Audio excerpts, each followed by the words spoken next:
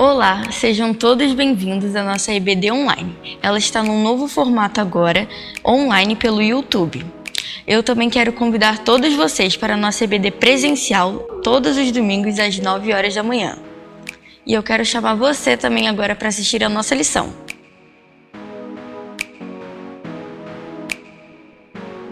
Olá, meus irmãos, meus queridos, muito bom estar com vocês mais um domingo, mais uma manhã de domingo, estudando a Palavra de Deus, a Palavra do Senhor, aqui na Escola Bíblica Dominical.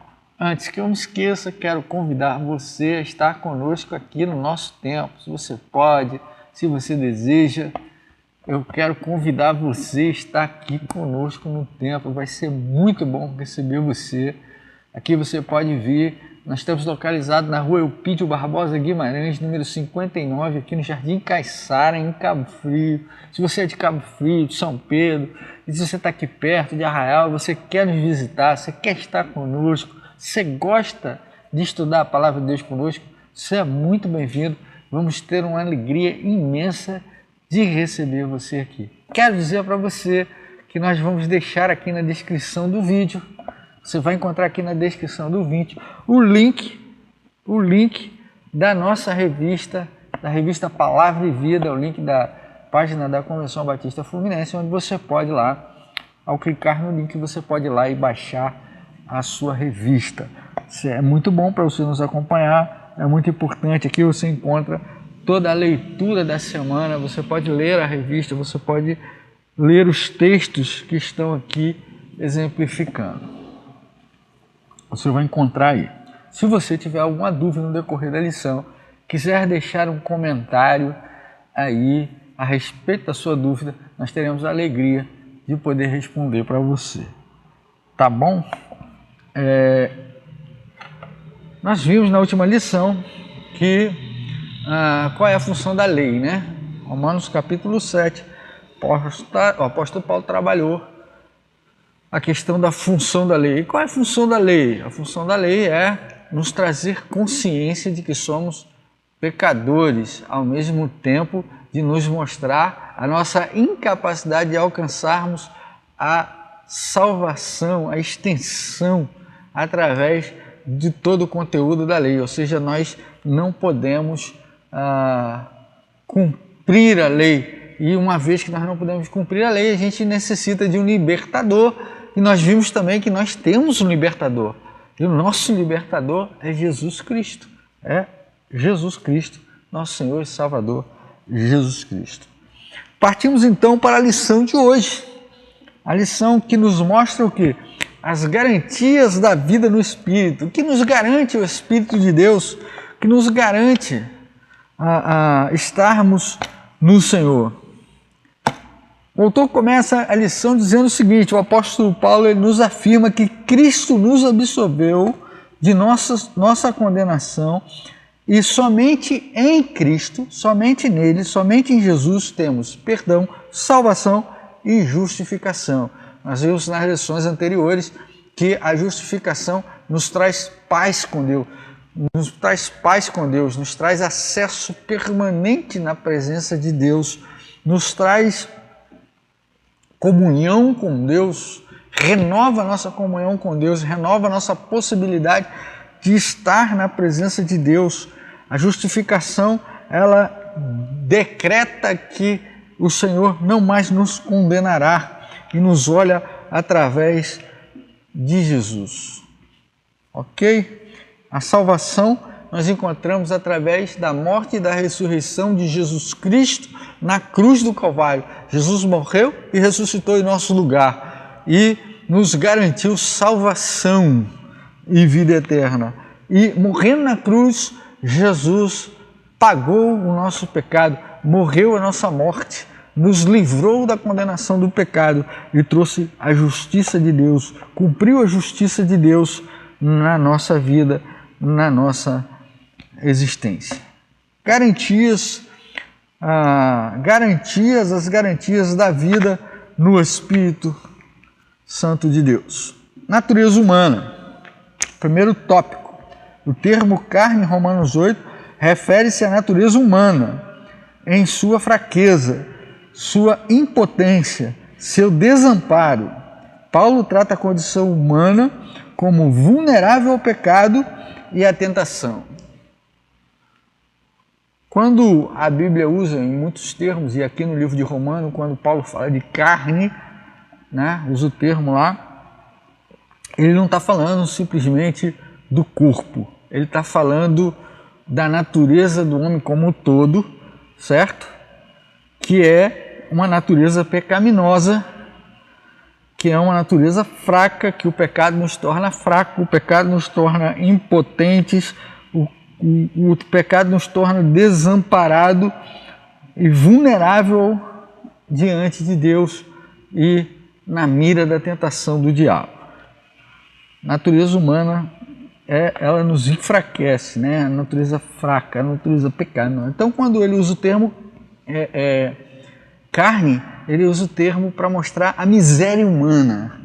A miséria humana, quando a gente fala assim de miséria humana, dá um impacto assim muito negativo, né? Quando você olha para você aí, sentado na sua casa, fala, mas eu sou miserável, eu sou miserável. É miserável no sentido de que a nossa condição de pecado ofende a Deus, é nesse sentido, né? A nossa natureza humana é fraca, a gente é dado às nossas paixões, aos nossos desejos, nós vimos isso nas outras lições.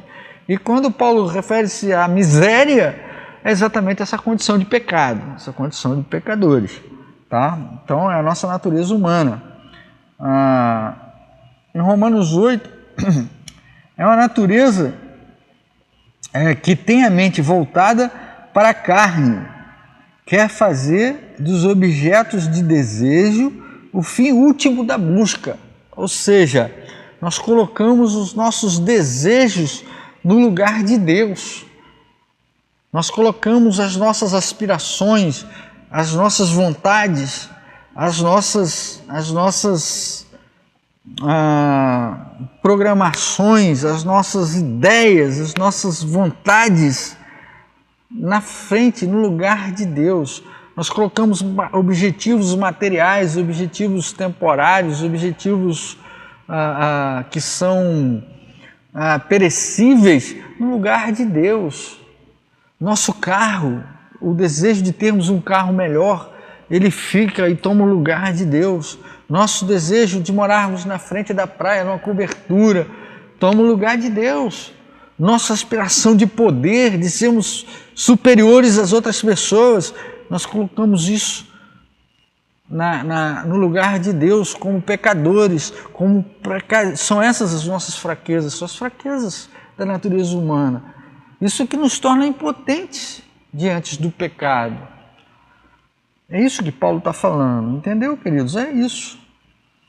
E nós, quando estamos com essa mente voltada para a matéria, voltada para a carne, voltada para a nossa condição humana, pecadores, nós estamos aqui sendo a imagem de Adão. Adão disse não para Deus. Lá no episódio que nós já vimos em Gênesis 3, lá na desobediência, no ato de desobediência de Adão, Adão disse não para Deus. Lição número 4. Né? Adão e Cristo, nós vimos lá. Adão disse não para Deus. Então o homem, a imagem de Adão, é o homem que diz não para Deus, que nega a Deus. E nega a Deus, que pecou contra Deus. A palavra espírito, em contrapartida, traz consigo a ideia de poder, como o de um poderoso vento, como podemos ver em João 3, quando Jesus afirma que o espírito, vento, pneuma, conduz os que nasceram de novo para onde quer e da forma que deseja. Uma vez libertos do pecado, nós podemos caminhar na contramão do mundo, na ideia do mundo. Nós podemos fazer coisas maravilhosas a respeito do desejo e da obra de Jesus. Nós podemos fazer com que as coisas aconteçam para a honra e glória de Jesus. Nós podemos expandir, fortalecer, edificar, nós podemos dar crescimento, nós podemos frutificar no reino de Deus, no reino de Cristo Jesus. A ideia do vento é que enche as velas de um navio e controla, ou seja, o Espírito nos controla, o Espírito nos enche e nos controla. Por isso, ter a mente voltada para o Espírito é ter uma vida controlada pelo Espírito. Nós que nos entregamos a Jesus, nós que recebemos o Espírito de Deus, nós que desejamos viver uma vida na presença de Jesus, nós precisamos deixar que o Espírito de Deus nos encha e nos conduza e nos leve na direção de Jesus, na direção da maturidade espiritual, como nós vimos, na direção de sermos cada vez mais servos do Senhor Jesus. Viver pelo Espírito é se tornar a imagem do homem que disse sim para Deus. É tornar-nos a imagem de Jesus, tornar-nos a imagem do Senhor. Viver como Ele, morrer para o mundo e viver como Cristo, viver em novidade de vida. Vivemos em novidade de vida. Em Jesus, o ser humano cumpriu a lei. Falei isso na última lição. Nós cumprimos a lei em Jesus. A lei se torna possível de ser cumprida quando nós a cumprimos através da graça, não dos nossos méritos, não nos nossos esforços próprios, não através do nosso comportamento, mas através da graça bendita de Jesus Cristo, através da transformação interior da nossa vontade, do nosso pensamento, do nosso desejo, da nossa ação. Quando somos transformados verdadeiramente. Por isso podemos nos render à perfeita vontade de Deus, que gera vida. Irmãos, andar na vontade de Deus é gerar vida em nós e naqueles que estão ao nosso redor, naqueles que são alvo de nossa compaixão, que são alvo de nossa pregação.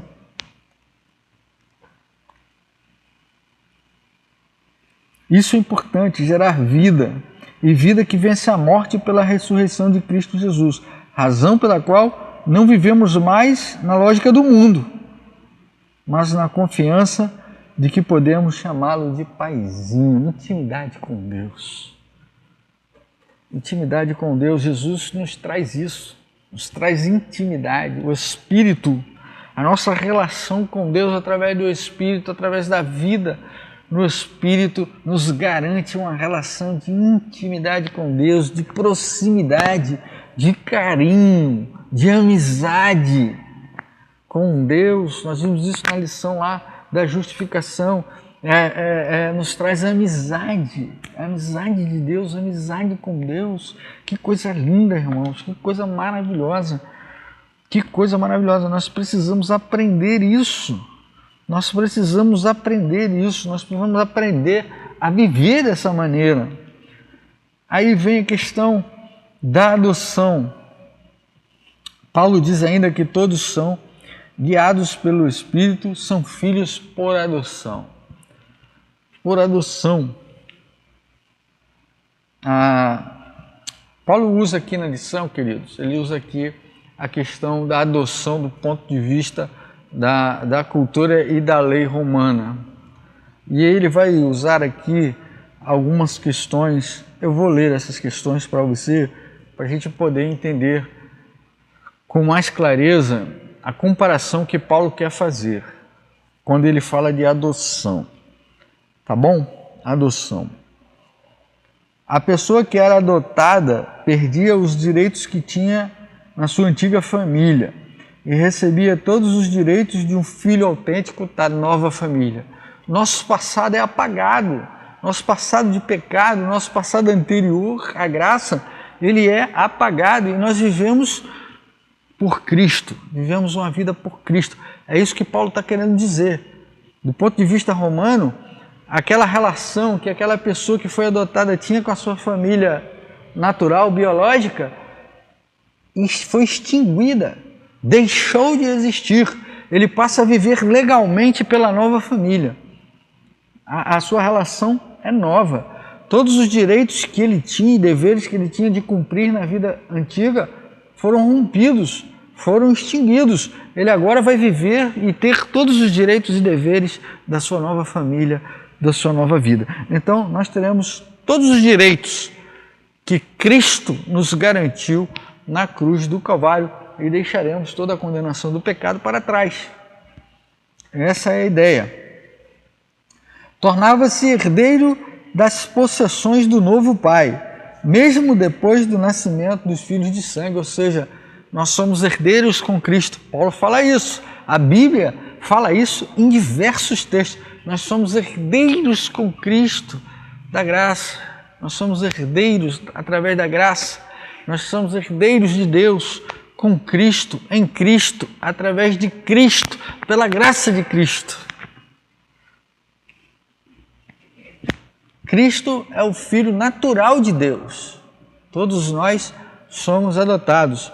Se nós lermos lá João capítulo 1, versículo 12, vamos entender bem essa ideia da adoção. Mas a todos quanto crerem, deu os poderes de serem feitos filhos de Deus, a saber, os que creem no meu nome. O próprio Jesus fala isso lá, João fala isso lá no seu texto, capítulo 1, versículo 2. A antiga vida do filho adotado era totalmente apagada na forma da lei, ou seja, acabou. O que ele fez, passou. O que ele viveu, passou. O que ele viveu até ali, até aquele momento da adoção, é passado. Não existe mais. Está esquecido. Está para trás. Todas as dívidas eram canceladas. Todas as dívidas. Se existia dívida, no momento que foi adotado, aquelas dívidas ficaram para trás, ficaram no passado. Ou seja, Jesus quitou a nossa dívida. Nossa dívida foi apagada, ficou para trás. A pessoa adotada era considerada uma nova pessoa. Ela não era mais fulano, filho de Cicrano, mas era agora fulano, filho de Beltrano. Acabou. Cicrano morreu. Agora o que vale é a nova vida. Ele é uma nova pessoa. A pessoa que ele era não existe mais.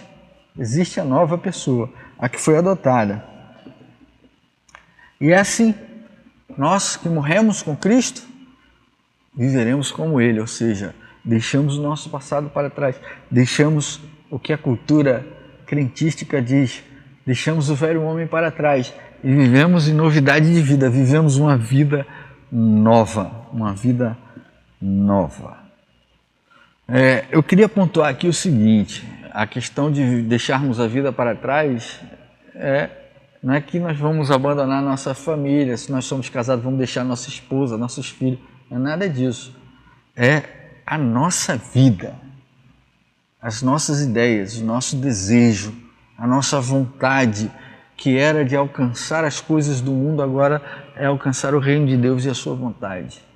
É viver debaixo da perfeita vontade de Jesus, é isso, tá? Embora aqui, no contexto romano, realmente, aquela família ficava para trás, aquelas pessoas, aquele envolvimento, aquela relação ficava para lá. De acordo com a lei romana, a pessoa adotada era filha de seu novo pai e passava a se submeter a ele, ou seja, nós não nos submetemos mais ao pecado, ao nosso velho pecado, ao nosso velho pai Adão, mas nós vivemos o nosso Jesus, nós estamos entregues a Jesus, nós estamos submetidos à vontade de Deus, à vontade de Deus em Cristo Jesus para a nossa vida, para nós.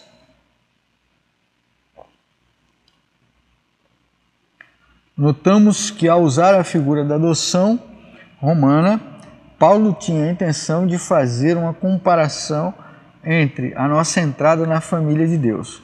Antes éramos éramos filhos do pecado, filhos da ira. Agora nós somos filhos da graça. Vivemos para a glória de Deus. Não é isso? Vivemos para a glória de Deus em Cristo Jesus. Vivemos para a glória de Deus em Cristo Jesus.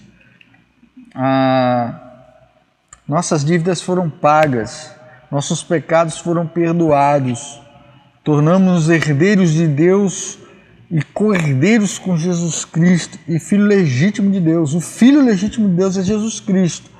Por isso a herança de Cristo também é a nossa herança. O Espírito Santo de Deus que habita em nós garante-nos a herança, garante-nos a sermos co-herdeiros de Deus com Cristo.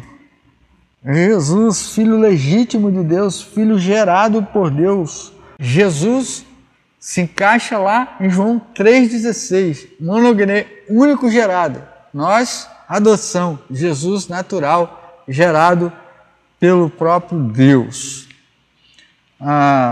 Os nossos sofrimentos atuais não podem ser comparados com a glória que nos será revelada. Romanos 8,18. Seremos transformados à imagem de Jesus e essa é a maior glória. Paulo está querendo dizer que não importa, irmãos, o sofrimento é natural, nós já vemos isso nas lições anteriores, o sofrimento é natural da condição humana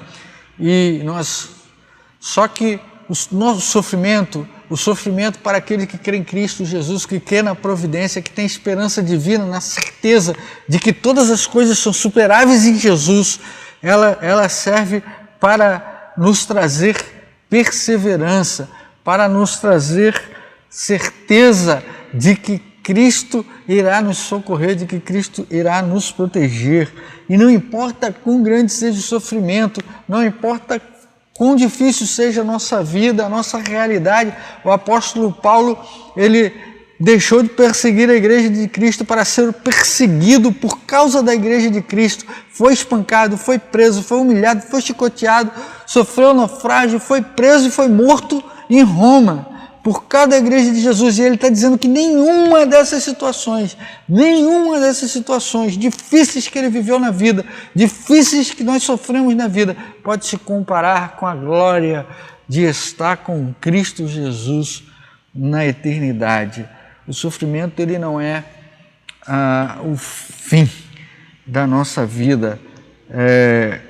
O Espírito Santo de Deus nos garante uma eternidade. Redenção, nos garante redenção. Paulo, em Romanos 8, 19 a 39, ele começa a nos ensinar sobre os efeitos da nossa filiação, começando com a nossa redenção, com a nossa relação com a criação, com a nossa redenção. O mundo sofre por nossa causa, está escrito lá, maldita é a terra por causa do homem. Lá o mundo sofre, a gente destrói a natureza em vez de cuidar. Nós que somos salvos, nós temos o dever de guardar e cuidar, né? Lá em Romanos 8, 21 diz que a natureza aguarda a nossa manifestação como filho de Deus. Como filhos de Deus, nós temos a responsabilidade de guardar e cuidar da criação. Nós temos a função, nós somos criados mordomos da terra, mordomos do mundo, no sentido material do mundo, no sentido da terra. Nós somos responsáveis pelo ar que respiramos, nós somos responsáveis pela terra que produzimos, nós somos responsáveis pelos esgotos que lançamos nos mares, nos oceanos, nos rios, na depredação que é causada. O filho do pecado causa muita depredação. Nós, como filhos de Deus, temos que trazer cuidado, clareza à natureza, porque a natureza, ela sofre o nosso pecado, ela sofre as nossas más ações. Isso significa que agora já somos filhos de Deus e desfrutamos da nossa redenção. Estamos livres do pecado, fomos remidos por Cristo para Deus. e a nossa plena redenção se dará na volta de Jesus, diz lá 1 Tessalonicenses 4, 13, 18 e 1 Coríntios 15, de 12 a 58. Por fim, o Espírito intercede por nós com gemidos inexprimíveis, a fim de alinhar as nossas orações com a vontade de Deus. O Espírito faz a interpretação das nossas orações a fim de que cheguem a Deus com clareza e da forma que agrade a Deus. O Espírito Santo, ele nos ajuda nesse caminho, no caminho das nossas orações. Ele clama por nós a Deus, porque Deus em Cristo, à luz de sua presciência, nos conheceu, predestinou e nos chamou para sermos a imagem de Jesus, uma vez tendo sido justificado e na esperança glorificados. Nos fazemos a vontade, a imagem de Jesus. Precisamos ser a imagem de Jesus. Concluindo, queridos, temos a segurança de que a nossa salvação é fruto da obra de Jesus, nosso intercessor, que nos torna mais que vencedores por meio do seu amor. Nós somos mais que vencedores em Cristo Jesus por meio do seu amor. Não estamos mais em um tribunal, mas sim à mesa do nosso Pai em uma relação de amor. E nada pode nos separar do amor de Deus que está em Cristo Jesus, nosso Senhor. Nós não estamos mais no tribunal, nós não estamos mais debaixo da condenação, nós não estamos mais sob julgamento, nós estamos na presença do Pai, nós estamos na mesa do Pai, nós temos intimidade com Deus, nós temos relação, porque fomos remidos por Jesus através do seu sangue. Você compreendeu que somente a ação do Espírito é que podemos viver para Deus? Você compreendeu que o Espírito, precisamos deixar o Espírito ser pleno em nós para que a nossa vida cumpra a vontade de Deus para nós? Você compreendeu que como filhos temos responsabilidade sobre as coisas do nosso Pai, sobre o mundo, sobre tudo, sobre a natureza, sobre o impacto do mau uso da natureza? Você entendeu isso? Você entendeu que você faz parte da criação, que você é mordomo da criação, que você tem compromisso e responsabilidade com a criação de Deus, de preservar, de cuidar, de zelar pela criação de Deus? Você consegue descansar no amor de Deus que está em Jesus? Você tem paz com Deus? Você crê que Jesus te traz a paz que você precisa? Pense e absorva todo o ensinamento que a palavra de Deus traz para nós e a garantia que o seu Santo Espírito nos dá. Que Deus abençoe a sua vida, que Deus abençoe a sua família. Nos vemos no próximo domingo, se Deus quiser. Amém.